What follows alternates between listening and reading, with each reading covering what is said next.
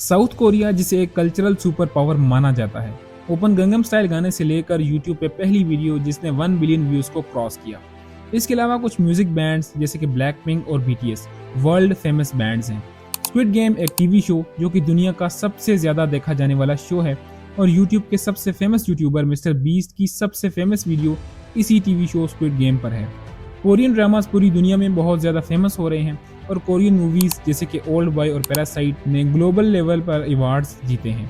इस सब के पीछे क्या राज है और साउथ कोरिया कैसे आज एक कल्चरल सुपर पावर है, आज की इस वीडियो में हम इसी बारे में जानने की कोशिश करेंगे।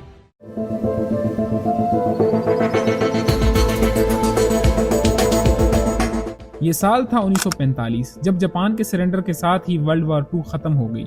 कोरिया, जो कि जापान की एक कॉलोनी था, उसे आज़ादी मिल गई, और इसी वजह से 15 अगस्त को साउथ कोरिया में इंडिपेंडेंस डे मनाया जाता है। और इसके साथ साथ नॉर्थ कोरिया में भी इसी डेट को इंडिपेंडेंस डे मनाया जाता है, क्योंकि पहले नॉर्थ और साउथ कोरिया एक ही मुल्क था जिसे यूनाइटेड कोरिया कहा जाता था। इसी साल 1945 में एक टेम्पररी अरेंजमेंट की गई, जिसके तहत कोरिया को 2 हिस्सों यानी कि नॉर्थ और साउथ कोरिया में डिवाइड कर दिया गया। नॉर्थ कोरिया सोवियत यूनियन के अंडर कंट्रोल था, जबकि साउथ कोरिया यूनाइटेड स्टेट्स के अंडर कंट्रोल था। लेकिन कुछ इश्यूज जैसे कि कोल्ड वॉर, यूएस और सोवियत यूनियन के दरमियान टेबल टॉक का फेल हो जाना, इस सब की वजह से कोरिया को दोबारा यूनाइट नहीं किया जा सका, और ये 2 पार्ट्स में डिवाइडेड ही रहा, नॉर्थ एंड साउथ कोरिया।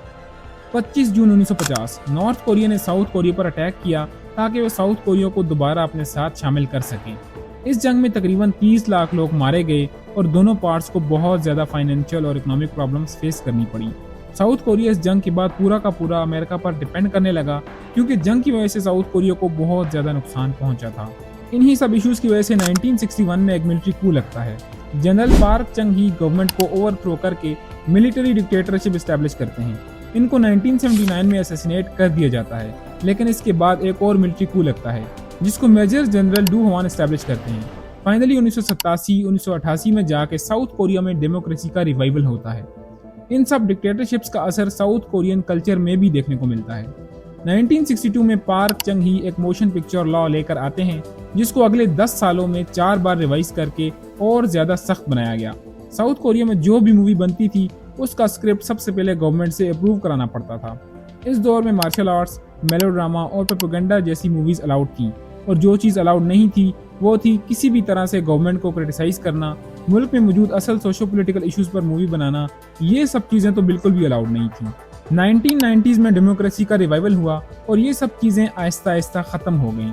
1993 में साउथ कोरिया में एक मूवी रिलीज हुई, स्योप्योंगी। साउथ कोरिया की सिचुएशन को देखकर किसी को भी इस मूवी से ज़्यादा उम्मीद नहीं थी, लेकिन इसके बावजूद भी इस मूवी ने 1 मिलियन से भी ज़्यादा टिकट सोल्ड की। स्योप्योंगी ने एक बहुत अहम रोल अदा किया साउथ कोरिया के कल्चरल रिवाइवल में। यहाँ से कोरियन गवर्नमेंट को ये एहसास हुआ कि मीडिया इंडस्ट्री में भी बहुत ज़्यादा पोटेंशियल है, इसलिए गवर्नमेंट ने कोरियन कल्चर को ग्लोबली एक्सपोर्ट करने का फैसला किया। यहाँ ये बात करना ज़रूरी है कि साउथ कोरिया एक्सपोर्ट्स पर इतना ज़्यादा फोकस ही क्यों कर रहा था। उसकी रीज़न ये थी कि साउथ कोरिया में पॉवर्टी बहुत ज़्यादा थी, डोमेस्टिक मार्केट्स बहुत छोटी थी, जिसकी वजह से पैसे को बचाना मुश्किल था। इसके अलावा मुल्क में नेचुरल रिसोर्सेज तो थे ही नहीं, तो अगर मुल्क को ग्रो करना था तो एक्सपोर्ट्स ज़रूरी थी। इन्हीं सब रीज़न की वजह से साउथ कोरियन गवर्नमेंट एक्सपोर्ट्स पर ज़्यादा फोकस कर रही थी, और इसी वजह से कोरियन कल्चर को ग्लोबली एक्सपोर्ट करने का फैसला किया गया। इसके लिए कोरियन गवर्नमेंट ने 1994 में एक कल्चरल इंडस्ट्री ब्यूरो एस्टैब्लिश किया। पुराने मोशन पिक्चर लॉ को ख़त्म करके न्यू फिल्म प्रमोशन लॉ को 1996 में इंट्रोड्यूस किया गया। पिछले लॉ में ये था कि ये फिल्म बन सकती है और ये नहीं, लेकिन इस न्यू लॉ में कहा गया कि जिस तरह की मर्जी है फिल्म बनाएं, उस पर किसी किस्म की पाबंदी नहीं है। इसी दौरान गवर्नमेंट को एक मीडिया रिपोर्ट पेश की गई कि हम बड़ी बड़ी मल्टीनेशनल कंपनीज के साथ कम्पीट कैसे करें। तो इसी को देखते हुए Hyundai, सैमसंग और डाइवो जैसी कंपनीज ने मीडिया इंडस्ट्री में एक्सपैंड करना शुरू कर दिया। इन कंपनीज के पास पैसे की कमी तो थी नहीं, इसी वजह से पहली बार प्रॉपर तरीके से फिल्म प्रोडक्शन की गई, मार्केट और लोगों के टेस्ट पर रिसर्च करके अच्छे से अच्छी मूवी बनाई गई। इनमें एक मूवी श्री भी थी, जो कि एक हॉलीवुड स्टाइल ब्लॉकबस्टर मूवी साबित हुई। इस मूवी ने बॉक्स ऑफिस पर सारे रिकॉर्ड्स तोड़ दिए, और एक्चुअली इस मूवी को सैमसंग कंपनी की तरफ से बनाया गया था 2.4 बिलियन वॉन के बजट में। लोगों को अपनी मूवीज देखने का इंटरेस्ट बढ़ा, और अब इन फिल्म्स को कोरिया के बाहर दिखाने के लिए प्रोडक्शन हाउसेस को इनकरेज किया गया। लेकिन 1997 में साउथ कोरिया में एक खतरनाक फाइनेंशियल क्राइसिस आ जाता है।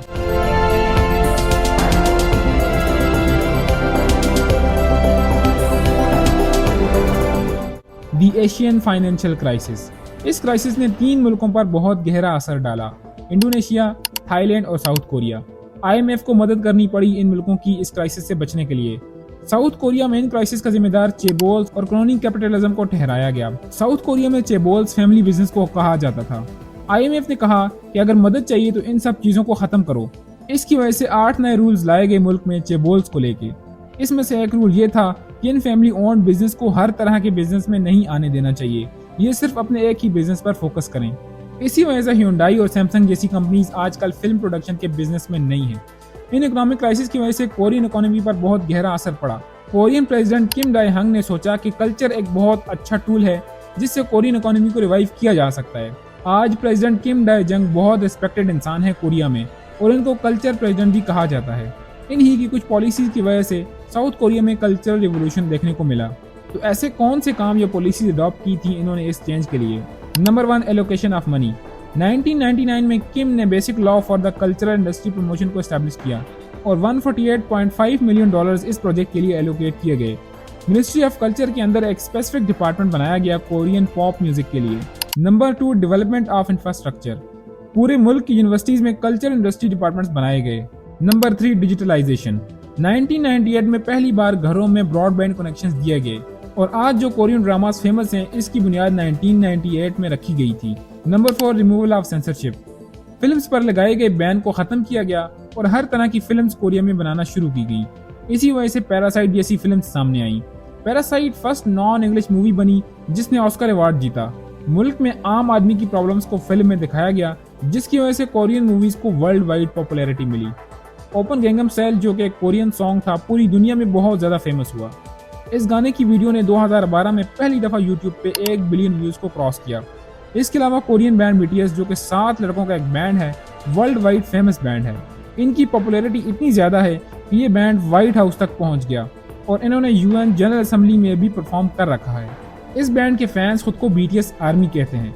इसके अलावा ब्लैकपिंक जो कि 4 लड़कियों का बैंड है, ये भी वर्ल्ड वाइड फेमस है।